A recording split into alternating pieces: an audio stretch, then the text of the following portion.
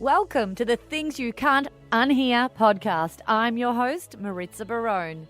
In this show, I will introduce you to ideas, concepts, and mindsets that will open your mind to a new world of well-being and personal life growth. Through eye-opening interviews, we elevate people in the world doing amazing things for humanity and share insights that will shift you to become the happiest, healthiest, kindest, and most compassionate version of you.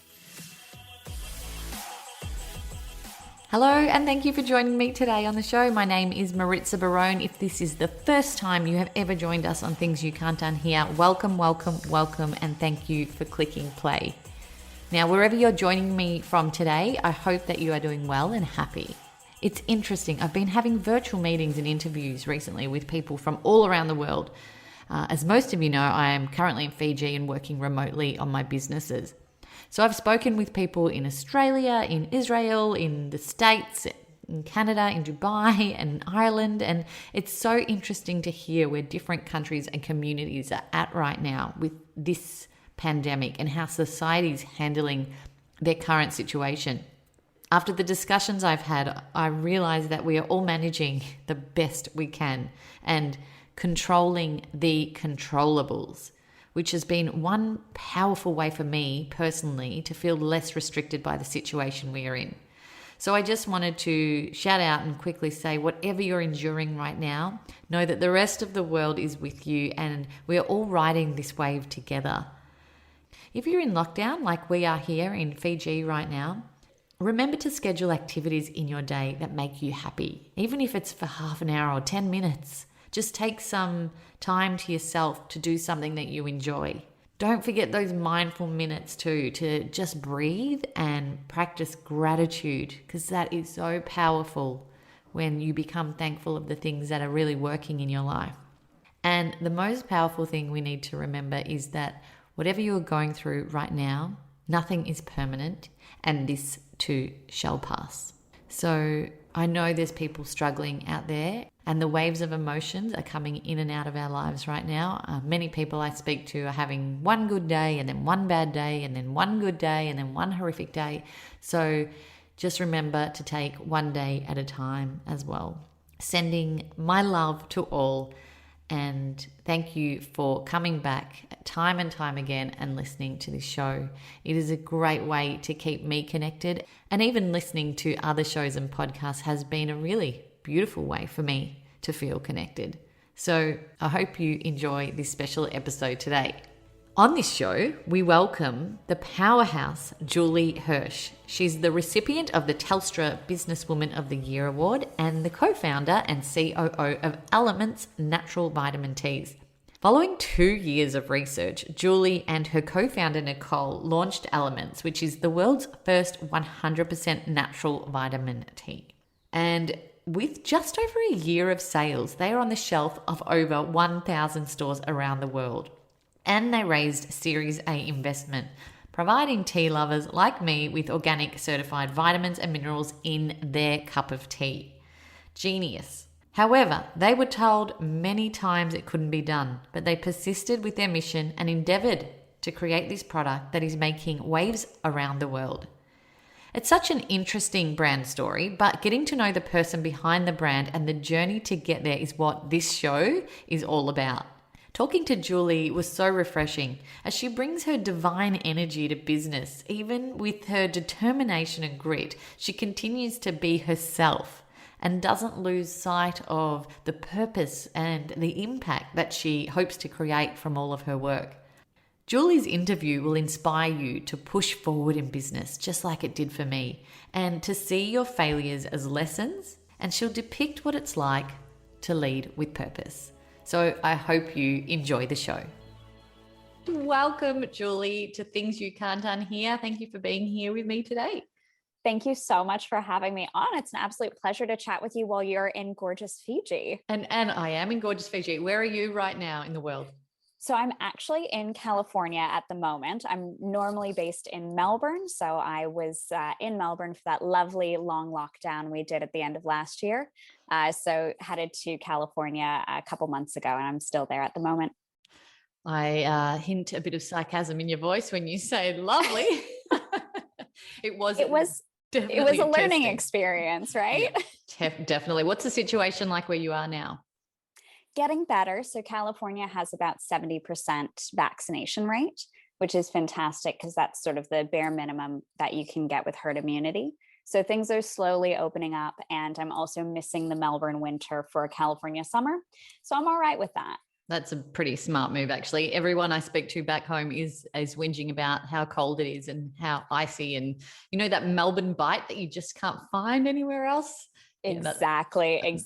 I will say though, those moments are nice when you own a tea company, because you think to yourself, okay, well, now I can go drink my cup of vitamin tea while it's cold outside, and that feels very appropriate. That's very true. Well, it's great to have a fellow tea lover on the call today. And, it's funny that you say that. Being here in Fiji, I struggled the first couple of weeks drinking tea because it was so hot here. And it is my one vice in the morning. I love having my cup of tea. And I thought, oh no, I don't think I'm going to enjoy tea here because it's too hot. But I've managed to acclimatize, and my tea is now very solidly part of my morning routine again, which makes me very happy. There you go. You can always try a cold brew. So yes, I have done that actually. So interestingly, when you're brewing tea, one of the tricks of the trade to really taste all of the deep flavors in a brew is you put the tea bag or the loose leaf tea that you're using into room temperature water, and you leave it overnight, either at room temperature in the refrigerator. By the morning, all of those really subtle flavors that you might not get from boiling water have come out. And it's a really lovely way to experience the complexity of the different blends that you like. Right. The interview's over. I got my tea tip. That's all I need. That's brilliant. There we go. Off we go now. No, well, thank you again for being here.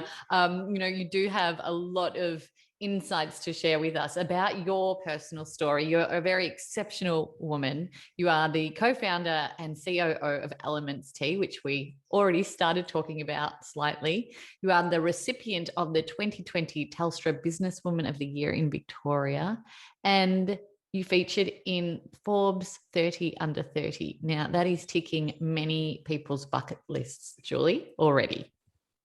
It was a pretty wild year last year because I got Telstra and Forbes right as the lockdown started. So we had COVID, we had these, incredible awards that Nicole and I started this business almost 5 years ago now. So even just to be recognized for where we've come, even though there's so far that we want to go, was an incredible experience alongside being locked down in COVID. So it was an incredible growth experience, that's for sure. Yeah, well, congratulations and well deserved. I've been reading up a lot on your personal story, and it's quite inspiring to say the least. I always wonder when there's individuals like yourself who succeed so young in life, what you were like as a child growing up. And, was that determination and drive always part of who you were? Really not, which is interesting. I also look at, very successful people, and I think to myself, oh my gosh, they must have always been perfect and good at what they do. And then I think about my own journey, and I was a really quiet child, very, very quiet, very soft-spoken, which I still am to this day. And I think in university, I really started to look at how do I take some of those things that are considered maybe weaknesses in a business perspective and use them to my advantage. So, for example, being soft-spoken, rather than trying to become loud and boisterous in business meetings, I actually find that if I do speak softly, it tends to make other people pause and listen. And it means that you can maintain a sense of calm in a business meeting by just leaning into something that's natural for you.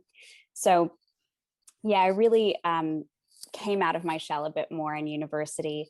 I co-founded a record label with a best friend of mine, which was my first entrepreneurial journey. And that was really fun. It was great to work with bands. It was wonderful to understand how to run a team, how to structure a business plan. I recently found our marketing plan from, 15 years ago when we started thinking of this thing. And it was so adorable, but also it was such a great space to fail and to learn how not to do things as well as how to do things. And that's the other thing I've noticed with a lot of the women in particular who I look up to. They usually don't hit it on their first go. It's usually there are, a long pathway of things that didn't work or things that worked, but not quite in the way they thought they would, and that they continued to iterate and learn from those. And that's certainly been what I've seen on my journey. Yeah, there's definitely those periods where people want to give up and things are too hard and you've failed. So, maybe I'm not good at entrepreneurial activities and maybe I should just go and do something else. But, I love that you've had the stamina and you've kept on going and you created this brand with your business partner that, has come from something that you saw lacking in the market. I'd love you to share your Elements vitamin T story with us and what inspired you to kickstart on this company's mission. Of course. One of the great things about Elements is that Nicole and I were our target market. So we actually created Elements based on a pain point that we both had. We met 9 years ago when I first moved to Australia in an open writers group. We were both creative writers and we met at this Melbourne bar where writers tended to congregate and talk about their work. And we really connected over the fact that we were both in the for-purpose sector. So she was one of the founding board members of Fairtrade Australia. I was working in the environment sector at the time. And we had so many great chats about being busy professional women who cared a lot about our health, but really didn't like taking tablets, didn't know how to get that extra boost of nutrients in a way that was natural, that matched with our organic eating habits. I don't know if you know this, but most supplements are actually synthetic. I do. So yes. yeah, so it's really hard in Melbourne to find natural supplements. So we thought, okay, can we figure out a way to bring natural supplements to the market while also matching it with something that was a daily ritual of ours, which was our cup of tea. So when we were talking to a lot of other professional women, one of the things they would say to us is they quite often forgot to take their supplement, whether it was natural or not, but no one ever forgot to have their cup of tea. So we thought, well, this is perfect. If we can blend these two things, we're really going to have a winning product here. And then we actually tried to blend them together. And it took us 2 years of research and development to actually figure out a manufacturing process so that we could blend the fruit and herbal extracts that had naturally occurring vitamins in them with our fair trade teas into a tea bag. So coming out of that, we, as a 2-woman company, we had a patent, which was pretty crazy. And we launched onto market and it just immediately took off. There was a lot of background work that we did. We spent so long making sure it was the exact product that we wanted, that by the time we were able to share it with other people, we knew we created something that tea drinkers in particular would love. When you're being innovative and creating something that's first to market, obviously the journey is a lot more complex. So, thinking of putting vitamins in tea, that sounds so straightforward, but obviously it wasn't for you. How did you navigate the challenges that were thrown your way over those 2 years? Because 2 years is a long time to keep pushing and, continuing on the mission to get this over the line. It's an incredibly long time to sit in uncertainty. So when you're making something totally new, there is no guarantee that you're going to actually be able to make it. And so I think that's one of the hard things to convey when you're talking about, we're certainly not at the end of our business journey by any means, but we're past that point of, is this actually possible? And to understand that daily questioning of, can we make this work? We've been in this for, at one point we questioned 6 months, then a year, then 18 months, without any guarantee that we would be able to find the solution. But for us, what we kept coming back to was that We knew people would love the product if we could make it work. We knew that there was no way we were going to compromise on it being organic certified or fair trade certified. So all of the solutions that were brought to us that didn't align with those two certifications simply weren't an option. So we had to keep innovating, had to keep asking questions to fit with those values that we had as women, as well as a company. And so by having those really clear parameters, it meant that we knew where we were heading. We just had to figure out how to get there. It's interesting when you're on this journey, and looking back now, you wish you had a crystal ball where someone would just be able to tell you which way to go forward, or if it's even going to work, or should you keep pushing along on this. I'm sure you made many mistakes now looking back. Do you think sometimes, if only I knew then what I know now? And what's your mindset around making those mistakes? Absolutely. There's this quote that I love and that I repeat very frequently to our team, which is that everything looks like a failure from the middle. And I really love that because I think so much we think about the start and the end of our journeys, especially in something like entrepreneurship, where the start of a business is so exciting. You love the product you've come up with or the service that you're going to provide. You've got the thrill of it. You maybe have been hit with some problems a couple of times, but you're not particularly weary yet. And the end of it, where you get those big success stories, the exits or the international launches. But from the middle, that's actually the really hard part, where the glitz and glamour has worn off already, and you don't know what's going to happen. You don't know whether you're in a success story or a story that someone's going to tell in a classroom saying, look at how bad these guys did. Here's how they messed up. And it's hard to see how far you've come when you know where you want to go. So I think coming back to that idea that everything from the middle looks very bleak helps to make it okay, because there are a lot of those moments where you're thinking, oh, what have we gotten ourselves into? Especially when mistakes are made, or when failures come your way, or when you're operating so far outside of your comfort zone that you can't even find the way back to your comfort zone.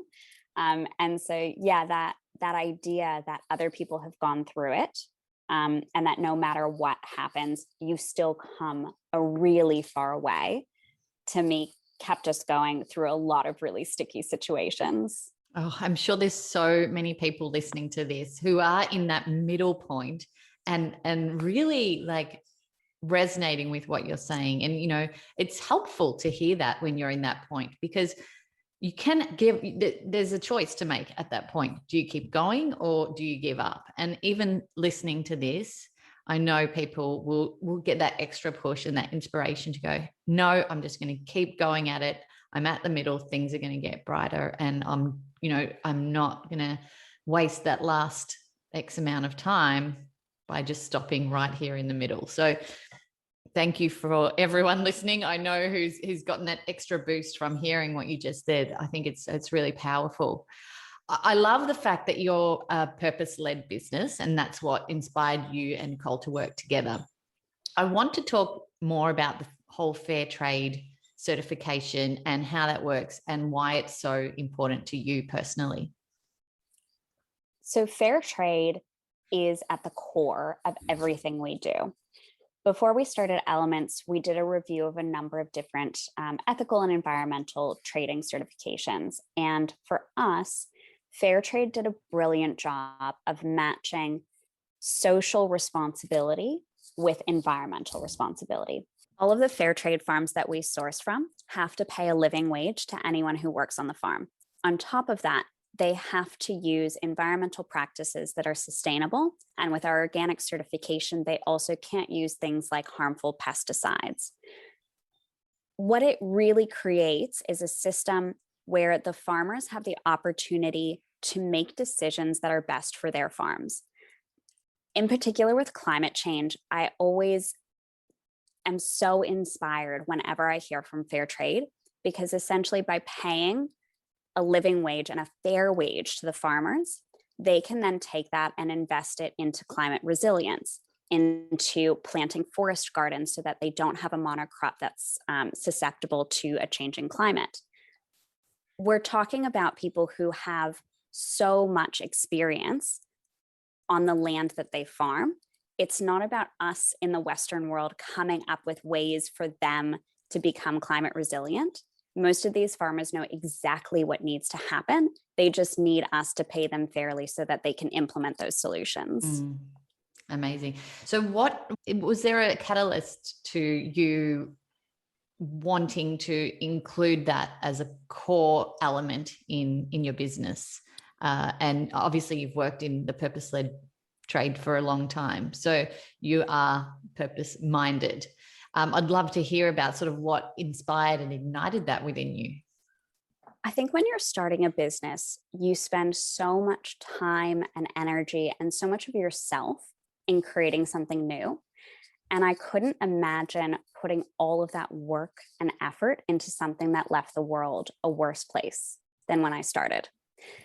Any time in our career where, even a 9 to 5, you're spending 40 hours a week on something that can change the world. And to me, that's so powerful.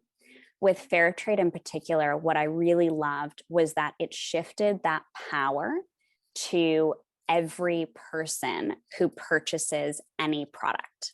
So we all go on our weekly grocery shop. We all buy our staples, our tea, our coffee, our chocolate, our cotton t-shirts. And what fair trade does, and what a lot of companies do, is they give every person the ability to fund the change that they want to see in the world. So when you're choosing that cup of tea or that cup of coffee, you can actually vote with your dollar. And I think that's so powerful because the systems that are in place at the moment are inherently unfair. And so if we look at the ways that we have power in our everyday lives, I just think it's brilliant to be able to actually make change without having to even go out of your way. And so I think it's so powerful that businesses can facilitate that. And I really think that actually we have so much more power than we think we do. Every decision that we make, whether it's at work, at home, has the opportunity for impact if we're willing to think about that and become a bit more creative in the way that we view impact. Totally. I love that quote. Every dollar you spend is a vote for the world that you want. Absolutely. You've said that a few times. And, as talking to the general public now, how would you advise them to choose purposefully when they're out doing their shopping and choosing, their clothes or their chocolate or their coffee or their tea? Obviously looking at the packaging and making sure their awareness is there about where it's come from, and obviously linking to brands that they know have, the right certifications to them. What's your advice to people on top of all those things that I've just mentioned?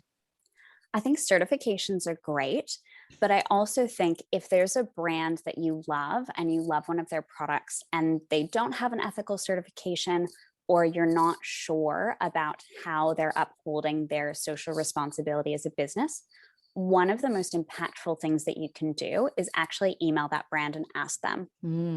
That's a really good point. Yeah, because brands watch for these things so intently. They are watching for the sentiments changing. They're watching to see how they can build loyalty, fulfill the promises that they're making to their consumers. And so by just emailing and asking these questions, hey, does this product use slave labor? Does this product use child labor? Do you have any sustainability initiatives that you're working on? It tells those brands that these are things that you care about. And if you're a loyal customer of that brand, they want to make sure that they are doing the things that will make you continue to be a loyal customer. I really love that. I think that's empowering brands rather than just, walking away from them and finding someone else. You're really empowering them to change. And I have actually noticed a few few brands, fashion labels that I love have sent press releases out recently saying they've changed their certification and they're doing things more ethically and sustainably. So that probably is a result from a lot of their customers speaking up and telling them what's important to them. I think that's brilliant advice. And that's just making a change literally from asking a question. So it brings me to the question, what do you think, Julie, defines success? Because it can look different for many people, and people can reach the top of the mountain where they think they would have been happy and blissfully successful, and many times they're not happy when they get to that point. So in your perspective, what defines success for you? I love this question. It's something that I have thought very deeply about. So as you mentioned, I co-founded Eloments when I was very young. I was 26 years old. When I heard about the Telstra Awards and the Forbes, I was 30. So it was a really interesting moment for me because I thought to myself, well, I can't be what these people think I am. I must have fooled them in some way. They must be confused. They must not understand what actually happened. And it took me a number of months to actually sit with that and say, I'm not a con artist. I haven't fooled anyone. What's actually happening here is probably what's called imposter syndrome, where you think to yourself, oh, this can't be right. It can't be me they're talking about. And that was really interesting to think about, because what it actually came down to was that I associated those awards with success. I thought to myself, if I was able to win those awards, I must be this type of person. And then you win them and you realize you're actually the exact same person you were the day before. You can just put some fun little thing on your LinkedIn. And so it really made me think very deeply about what success means. And I truly think we have far too rigid a definition of success in our society. We tend to think of success purely in career terms, and especially in monetary terms. And actually, it's so much broader than that. And I think it's a really personal thing. For one person, success may look totally different from another person, but I think we have a hard time stepping into that understanding and saying, no, this is what success looks like to me. It may not be someone else's definition, but that's okay. So for me personally, I've realized that success has a lot to do with my impact on the world and the impact that I can make through the work that I'm doing. I've realized that it has a lot to do with the relationships that I've built both in my career and in my personal life. And I think it has so much to do with happiness and being centered. You mentioned that the most successful people can often be really driven and sometimes incredibly unhappy because there's so much striving, especially in our careers and especially when we're younger, that we have to reach certain milestones by a certain age or we've failed, we're not successful. So I would love to have more conversations about a broad definition of success that not only takes into account career, but also personal life and enjoyment of the life that you're creating and the impact that you're creating. Oh, so much in that is so true and rings so true to me.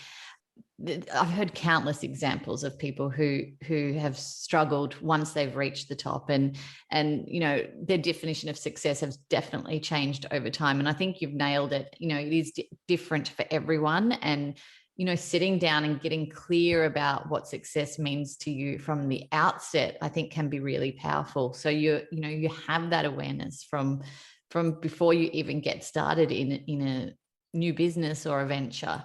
But, when you say the imposter syndrome, why do we do that to ourselves? It's so true that many of us, we reach some type of accolade or get some type of award and we just discount ourselves. It's such a natural reaction for some reason. Why would they choose me? I'm not good enough.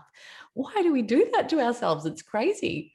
I think it's because we can see all the chaos behind the scenes. Yeah. It's that sort of Wizard of Oz, we've drawn the curtain on the chaos and we think, well, they don't know what's behind there, so they can't actually know that I'm worthy of this thing that I've done. After the Telstra award, I was asked to be on the cover of Inside FMCG, and I nearly turned it down. I had a weekend to think about it. And it was one of the hardest decisions I've ever made, because I thought to myself, I can't do this. They don't understand. Why would they choose me? This is a terrible idea. I'm not photogenic. So many things. And I emailed my business mentor, and this is the perfect reason why it's so important to have a good business mentor, because I emailed him and I said, I've been offered this. Here are the reasons why I think I should decline it, but I wanted to run this by you before I send this email to them. And he was really great in not just emailing back and saying, that's absurd. What are you doing? Which he might have done. But by actually hearing all of that fear and that imposter syndrome that was being brought up, and helping me to work through that and just recognize what it was. Because when you're in it, when you're in that fear cycle, it is so, so hard to see what's actually going on. But also, I think especially for women in business, it can be very hard to put your head above the parapet, because there are legitimate risks. There are so many female founders who get absolutely trashed in media in such an unfair way that I don't think their male counterparts are subjected to. So it's also okay to be afraid, and it's okay to say that the risks may not actually be worth it for you. But for me, I had to realize that those risks, while they were legitimate, were not as beneficial or honestly as cool as the opportunity. And so I ended up not sending the email where I declined. I decided to do it. And it still terrifies me to talk about it, honestly, but I'm glad I made that decision. It was really outside of my comfort zone, but I'm quite proud of myself for stepping out that much. I think when we're true to who we are, that overrides a lot of our fear. Because if you went into that interview and you were trying to be someone who you weren't, like when, you talk about when you're leading your team in board meetings and, you are quietly spoken. So you are yourself, and that feels good. You have to just go into these opportunities and completely be yourself. And, when you are your true self, there's no way that you can, no way that anyone can fight that. I'm sure many more opportunities are going to come your way. I hope so. And I'm sure so many of them will still challenge my comfort zone. And I think that's one of the greatest learnings from this last year for me, is that your comfort zone can actually grow as you push it. And that's pretty cool, because it shows that we are learning creatures. That's right. It's never as painful as the first time that you do something. It's always a little less painful the next time and a little easier. And that's really amazing that our brains and our bodies are set up to grow like that. I think it's just one of the most astonishing things. Beautiful.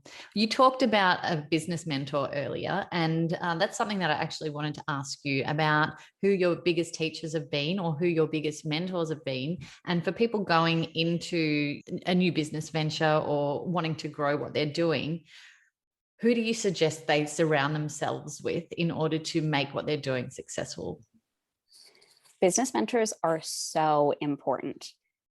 They're not going to be able to make decisions for you, but they might be able to tell you about decisions that they have made in the past, so that you don't make the same mistakes that they have made and you can learn from their experience. It's really a shortcut, rather than it is a solution. My business mentor has been fantastic. His name is George Gekas, and I saw him present at 2 conferences. And I went up to him after the second conference and I said, "Hi, my name's Julie. I'm starting the world's first vitamin T company, and I'd love to take you out for a coffee." And I essentially harassed him until he agreed to be my business mentor. We also have an incredible board of directors who include our investors. They include some of our friends and family representatives from our seed funding round, and they include industry experts. So we're so lucky to have the board of directors that we do. Surrounding ourselves by people who may not have been through the exact journey that we have, but who have experiences that we don't, has been just so critical for the fast growth that we've seen, because you don't want to surround yourself with people who know what you know. That's right. Actually want to surround yourself with people who know things that you don't, may look at things differently than you do. And that can create conflict. It can create uncomfortable situations, but you're always going to get a better result by doing that, because you're going to be challenged and you're going to have to ask yourself those hard questions that you may not want to ask yourself. It's so true. Having the right people around you can really be critical to what the next steps outlay and what the business becomes. So you've obviously found those people and you harassed the right person and he came on board and helped you. So I'm really glad that that's happened. When you look back on your journey in business and where you are now, what are you most proud of? I really think I'm most proud of the relationships that we've built along the way. We had an idea for a product that had never been done before, natural vitamins in a fair trade cup of tea. And we didn't have the knowledge to create that product. So we worked with multiple R&D companies. We worked with an incredible manufacturer who really took a personal interest in our product to help make it happen. His name was Alan. He is still such a champion for the brand, and we couldn't have done it without him. We worked with these incredible fair trade collectives who just have the most beautiful tea and spices that you can imagine.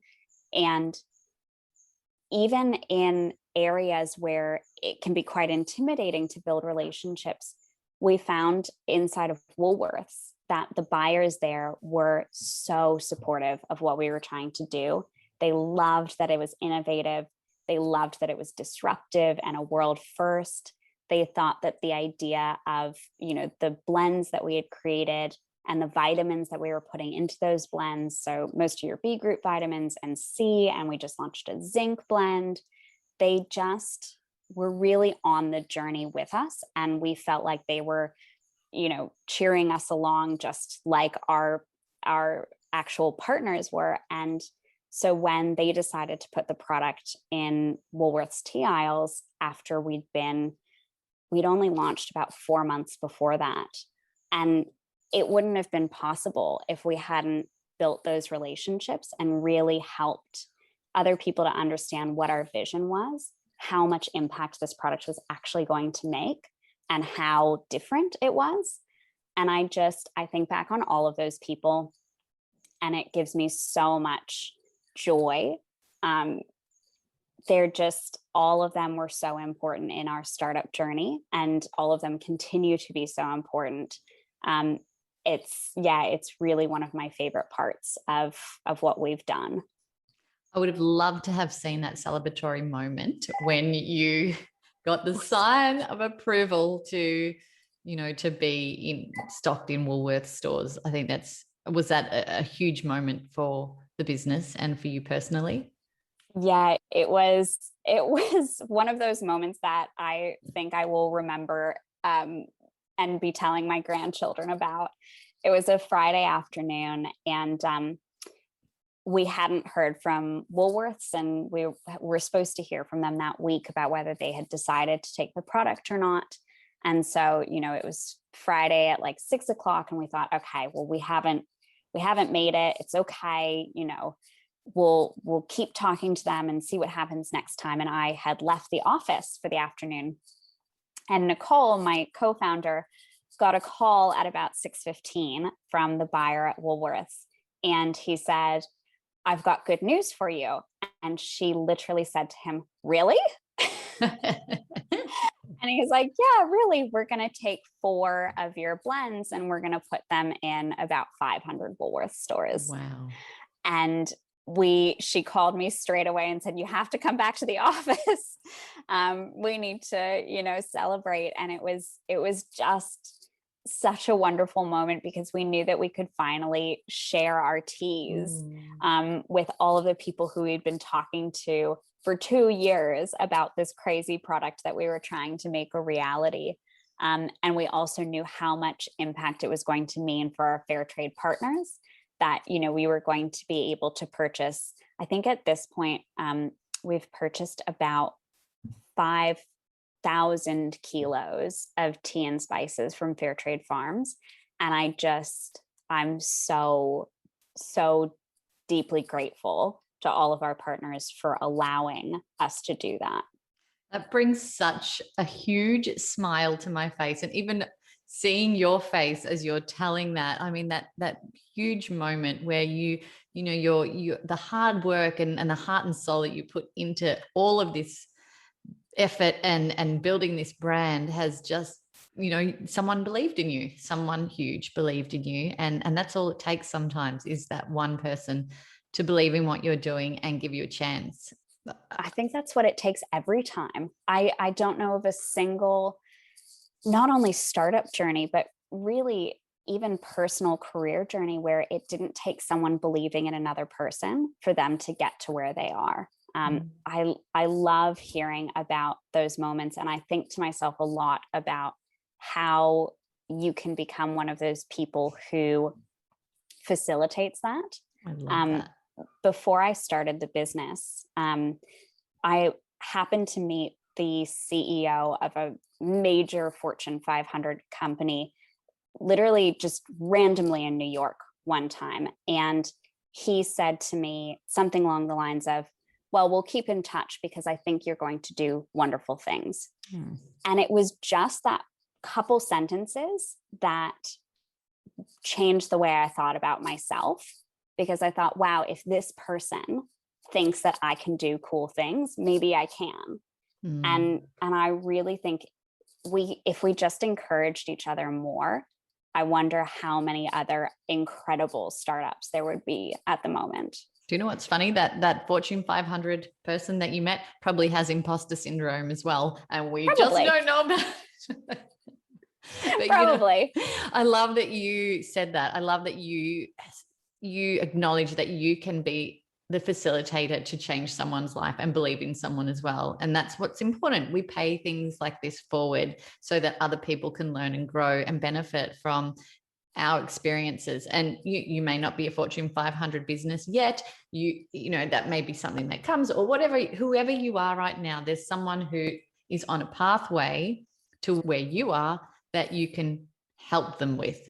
If there's something that you could share right now with people who are you maybe 5 years ago or 10 years ago, what's your advice? What are your key learnings that you could share with people listening today?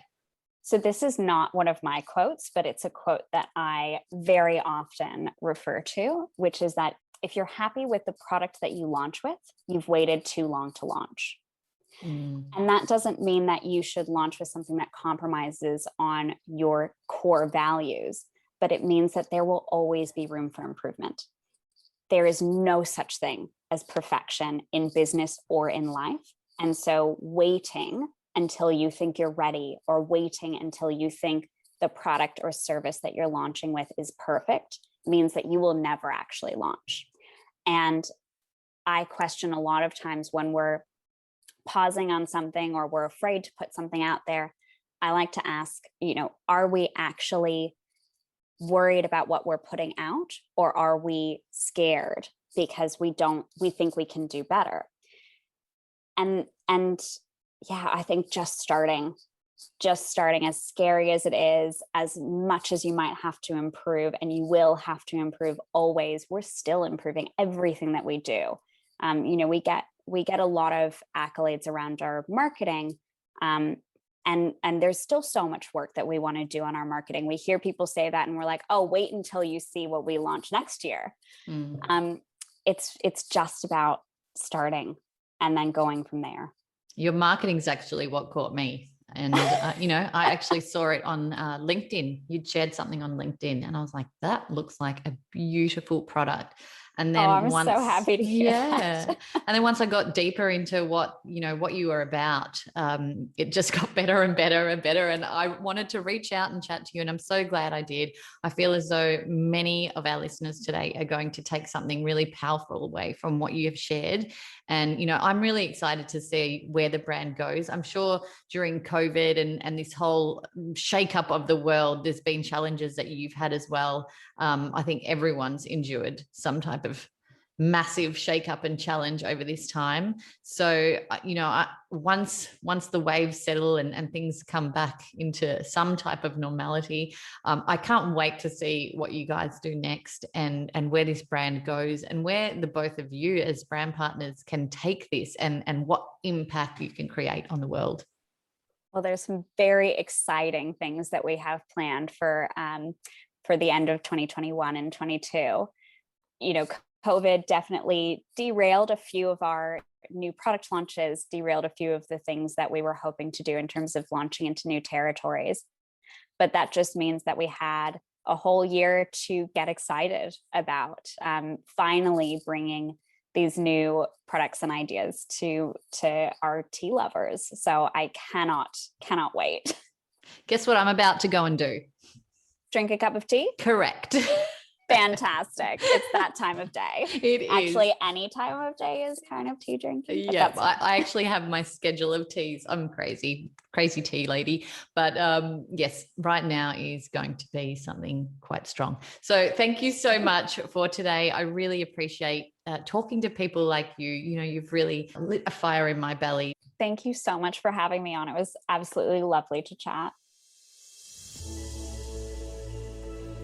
Thank you for listening to the Things You Can't Unhear podcast.